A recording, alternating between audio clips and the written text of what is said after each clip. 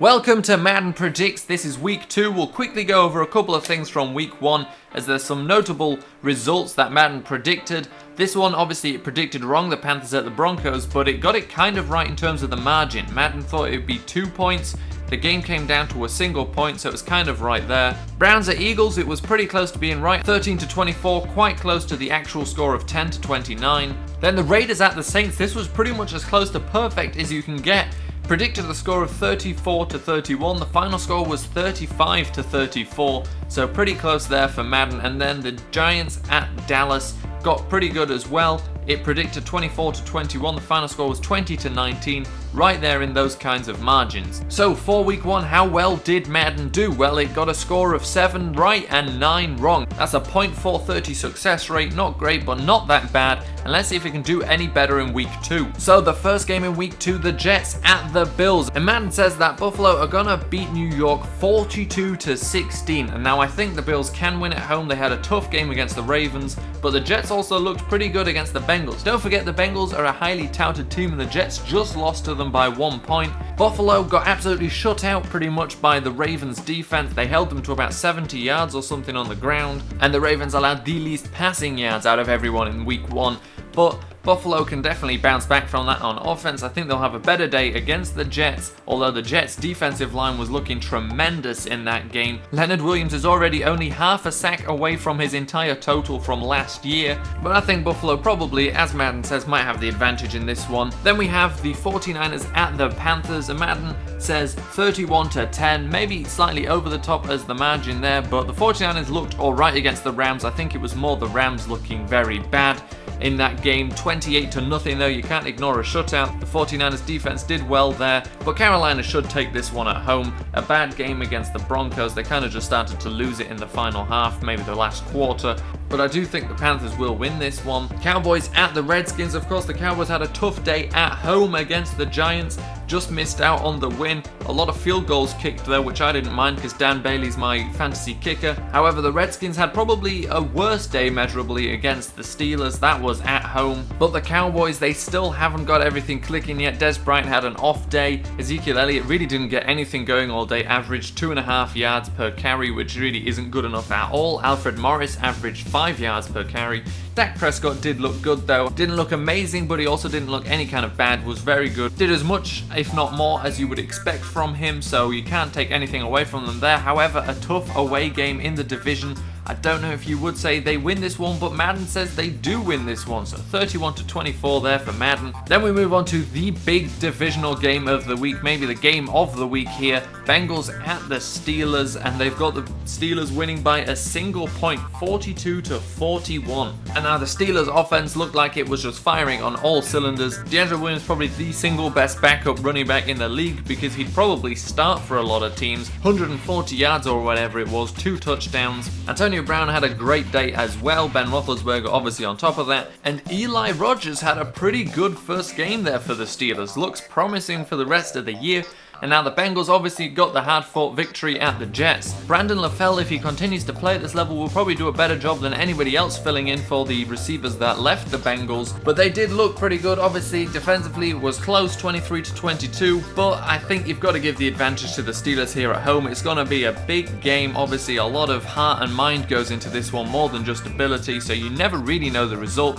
But you got to give it to the Steelers, probably. That's what Madden's saying, and it's saying it comes down to that single point. Then the Saints at the Giants, and now Drew Brees absolutely kept pace with the Raiders, an absolute shootout. An incredible day for Drew Brees, 423 yards, 4 touchdowns. That's just insane. Now, can he do the same against the Giants? And I think they've got a tougher one here. Obviously, they lost to the Raiders anyway, but the Giants did look good defensively against the Cowboys. And of course, the Giants are good offensively as well. There might just be a challenge slightly too big for the Saints here, who couldn't win at home against the Raiders. So 38-17 sounds crazy because Drew Brees will keep pace with any quarterback he plays against in the entire league. He will force his team into making it a couple of points worth of a game, but I think away from home they probably will lose this one like Madden thinks. Then we have the Dolphins at the Patriots. The Patriots winning that one 38-31. Now the game probably won't be this high scoring considering how low scoring the Patriots kept the Cardinals game. 23-21 in that one, so I don't think the Dolphins are probably going to force more of a shootout than the Cardinals did.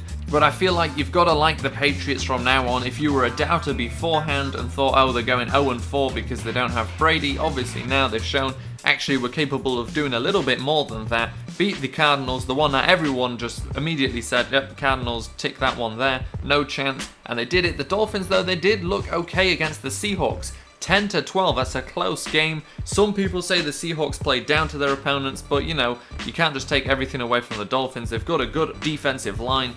They're still waiting to find it all on offense, but Arian Foster had a good game, and I think he will come back this season as a very good player, as he is a very good player. But they're away from home. Patriots play up to their crowd, and I think they will be able to win this one. Then we have the Chiefs at the Texans. Another very good game here, I would say, and Madden thinks the Texans are going to score 42 points and the Chiefs 17. The Chiefs obviously with a huge comeback victory there against the Chargers at home, and now the Chargers kind of slightly fell apart themselves a little bit later in the game rather than the Chiefs coming back completely strong. And I think away from home probably the Texans can take this one. Obviously the Texans had a good game against the Bears, who also stopped scoring after the half, so who knows, they were losing in the first half and then managed to take it back in the second half. JJ Watt should look a lot more like JJ Watt in this next game. He didn't look like himself at all against the Bears, but wasn't a problem for the Texans either. That's just saying JJ Watt is so dominant when he's just doing an alright job.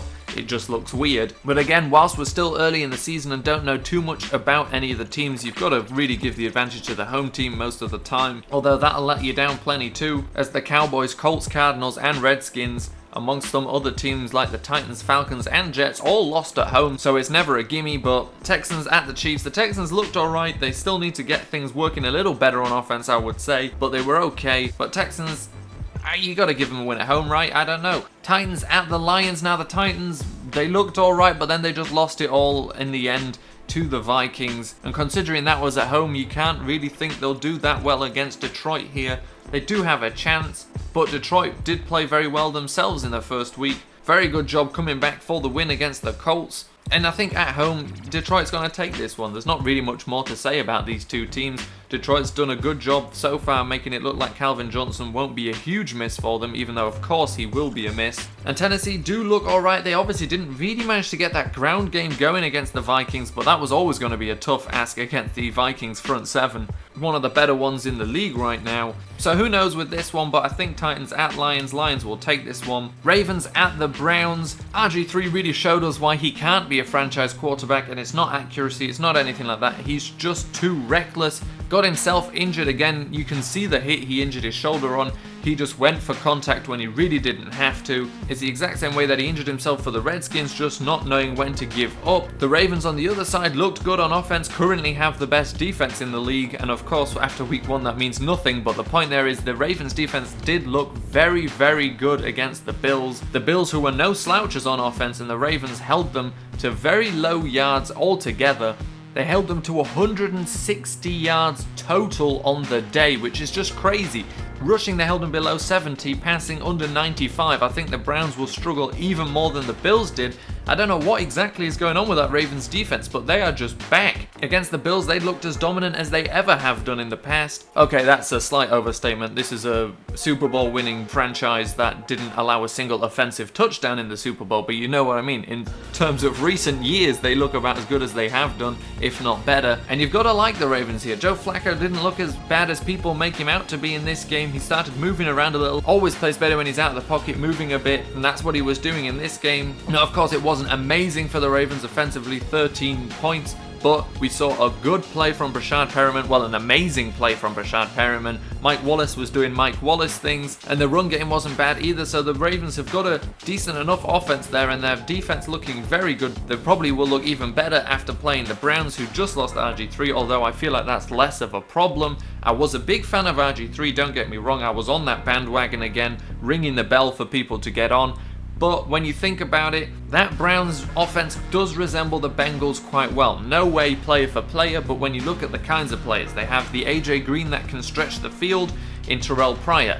Like I said, I'm not comparing the two players, comparing the styles. They can stretch the field. Terrell Pryor, Corey Coleman pretty much resembles any single one of the other wide receivers the Bengals have had in the past few years. They've got the very good tight end, and then they've got one running back who can pound it and one who's a little bit quicker. And then, just like the Bengals, they've got the stud left tackle with a decent and serviceable offensive line across the rest of the way. And who looks more like Andy Dalton? Is it Josh McCown? Or is it RG3? And it's McCown, even if they're not that similar. So I think actually being forced now to play with McCown and play a better passing game rather than just a deep bomb game, they might be slightly better here. Now Hugh Jackson has here what he kind of had in Cincinnati, obviously nowhere near those individual players, nowhere near as good. But when Josh Gordon comes back, they kind of do start to look slightly better. So who knows, but this game against the Ravens, I wouldn't even give them a chance here. I thought before the season started, this was one of the few games the Browns could win at home against the Ravens. But the Ravens defense, I'm on the hype train for the Ravens defense. That defense looked so good against the Bills.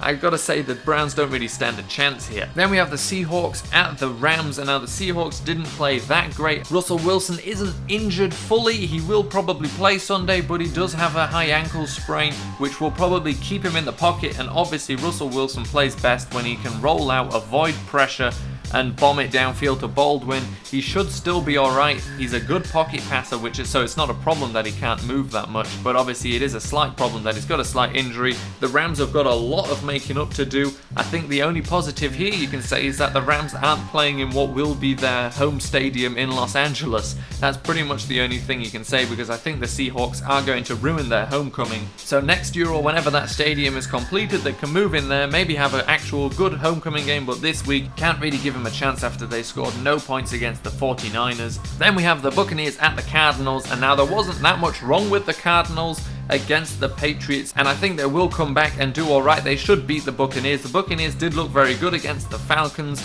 but that Falcons defense didn't look as good as it maybe should have done. But this seems like one of those easy enough games. The Arizona Cardinals, no chance that Larry Fitzgerald is going to let them lose a second game at home. In that game against the Patriots, Larry Fitzgerald proved one thing that we kind of knew already, but he probably is the most clutch player in the NFL. Probably already thought of him as one of the most clutch players on offense, but in the entire NFL, all of the players, he just makes plays when they're needed the most, makes his team come back. That field goal that was makeable, if they didn't miss that, they would have won, and then Larry Fitzgerald, again, just like in the playoffs, would have been the sole reason pretty much they came back. That's not to take away from the rest of the offense players and Carson Palmer. Palmer obviously throwing the balls to Fitzgerald, but Fitzgerald makes catches that you don't expect most people to make when he needs to make them. Just incredible from him. Buccaneers, they're gonna give the Cardinals a decent battle here, but I just don't think they'll be able to come out on top away from home, and neither does Madden. 35-21 there. Then we have the Jaguars at the Chargers. The Jaguars did look good against the Packers, only one score away from winning. They could have even taken it down and maybe got the victory. Of course they didn't.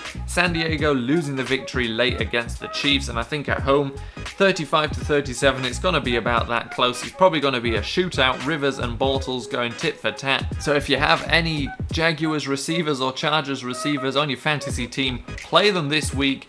That's not to say either of those defenses are that bad, but I think the offenses are pretty high octane and will score a lot of points. But the Jaguars defense did perform quite well against the Packers. The problem with that is that Aaron Rodgers will just roll out, throw a ball completely off balance, and it will just stick in the receiver's hands and they'll score a touchdown. You don't know how it happens, you don't know why it happens. Doesn't really agree with the laws of physics, but it happens. Then we have the Falcons at the Raiders, and now the Raiders defense, in preseason I watched them and thought, oh man, this is not close to what I expected from them, and I was kind of disappointed, but I thought, okay, it's preseason, right? They'll go into the season and they'll actually start playing for real, they'll look better. That wasn't true at all against the Saints. The defense didn't look good, didn't look anything like you want it to. The offensive line of free agents looked incredible. One of the best offensive lines in the league by the looks of it, but the defense just didn't do what you wanted them to. Khalil Mack pretty much was out of the game. There was one play where Terran Armstead just blocked Khalil Mack out of his shoes, and he just didn't move a centimeter as soon as he made contact with Armstead. I think it'll take them a while to get going. I still think they can get going as a defense because it's all proven veterans they brought in. You're not expecting guys who might be good to make an impact. It's guys we've seen that are very good that are supposed to make the impact. So Sean Smith, who played awfully against the Saints and was benched halfway through the game, I think will come back and play like you want him to and expect him to. So no alarm bells for the Raiders, but that defense did look slightly underwhelming. The Falcons, on the other hand, their defense also looks slightly underwhelming, although people didn't expect as much from them. On the offensive side, I'm not that sure about Kyle Shanahan and his scheme, especially not for Matt Ryan. You hope they get better on the ground. They went to Tevin, in my opinion, they went to Tevin Coleman a little too much. You weren't going to beat that Buccaneers defense for speed with Coleman because they've got Devontae David and Quan Alexander, who weren't going to let him get an inch of daylight against them, and they still tried with Coleman a lot. Didn't give Freeman enough chances to just start pounding the ball, grinding the yards, and getting in a trend. And that's the reason I think they lost the game in a lot of ways. The defense for the Falcons did so well to begin with, they just couldn't continue to do that, as in they kept the Buccaneers at bay plenty of times, played well against the run, and then, you know, the offense just kept asking them to do more and more and more, and eventually they gave up. 13-17, I don't think so. I think this could be also a pretty high scoring game like the Jaguars and Chargers. Matt Ryan's going to let it fly against the Oakland defense if they play like they did against the Saints. Derek Carr's going to let it fly against the Falcons defense if they play like they did against the Buccaneers. So fantasy-wise, it's the statement I made about the Jaguars and Chargers is slightly more underwhelming here because you probably were going to start Amari Cooper and Julio Jones anyway. But I would say don't look for Latavius Murray maybe to do that well against these Falcons because they are good against the run. Or at least in my opinion, I do like Devondre Campbell and Deion Jones look like they're supposed to. The fast linebackers, they were making good plays for a while there. It just ended up being too much for the Falcons in the end. They got a chance of winning this game maybe. The Raiders beat the Saints away from home. I think they'll probably take a victory at home. Then we have one of the bigger games of the weekend, the Colts at the Broncos. Now I've got two things to say about that Colts game against the Lions. Classic Andrew Luck. Also, unfortunately, classic Colts defense. Andrew Luck did exactly what we've come to expect of him. The late game-winning comebacks, except for this time it wasn't a game-winning comeback, but he did everything he could have done. Got his team down there, scored the points, and then the Colts defense just couldn't stop the Lions going down again and scoring more points. Andrew Luck though, 385 yards, 4 touchdowns. I said last week Andrew Luck wasn't going to give doubters much time to doubt, and he's absolutely done that. Now obviously he could regress, but there's no chance. Many people now are saying, yeah, Andrew Luck maybe he's not what we thought he was, as in he's definitely made up for last year in a single game in terms of how well he played. Now obviously the team didn't win.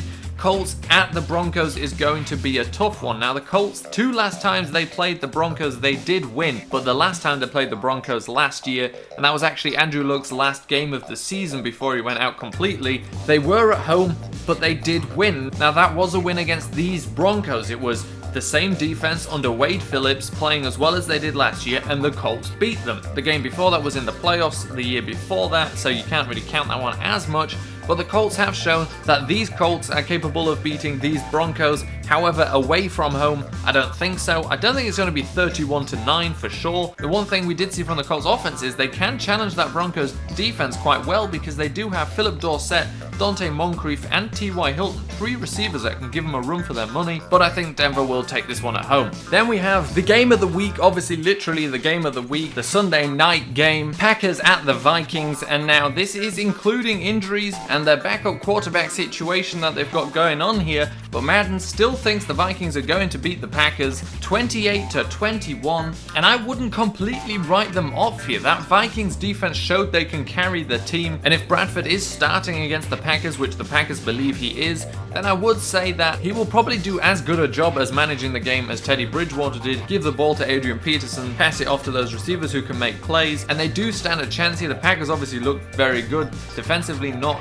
that good against the Jaguars. They didn't look bad, but they didn't look as good as maybe you wanted them to. So maybe at home in their shiny new stadium, their first game in their new stadium, I don't think the Vikings are going to want to lose that one. I think maybe division rivals, they'll take this one. You're definitely not just going to hand it to the Packers anyway. Definitely a very good game to watch. That's why it's on when it is. And then the Monday night football game, the Eagles at the Bears, and Madden's got quite a comical scoreline here of 14-3. Now I don't think that's going to happen. If the Browns score 10 points against the Eagles away from home, I think the Bears will do better than 3 points at home. I also think the Eagles might do better than 14 points. We're still waiting obviously for that Bears defense. Unfortunately, because Pernell McPhee is injured, it means that that Leonard Floyd, the guy who was supposed to be the impact player coming in on passing downs, has got to play pretty much all the time now. Well, hasn't got to, but they're choosing to play him a lot despite having Willie Young and Lamar Houston at those positions. But the Bears defense didn't look too bad actually. I really think Adrian Amos is shaping up to be one of the better safeties in the league. Obviously this is only his second year, and the Bears offense did get a lot going with 14 points in the first half before just completely fizzling out. 2 plays for the Bears where you can say those 2 plays are why they lost the game pretty much,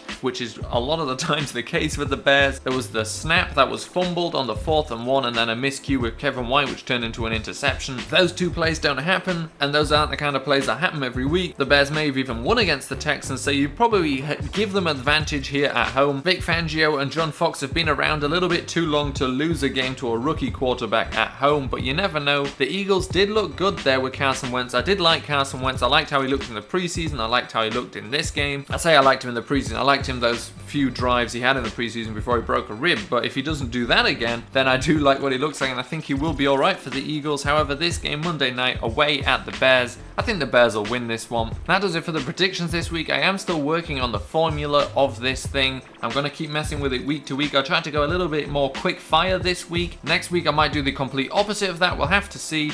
And thanks for watching, and let me know what you think about some of these matchups.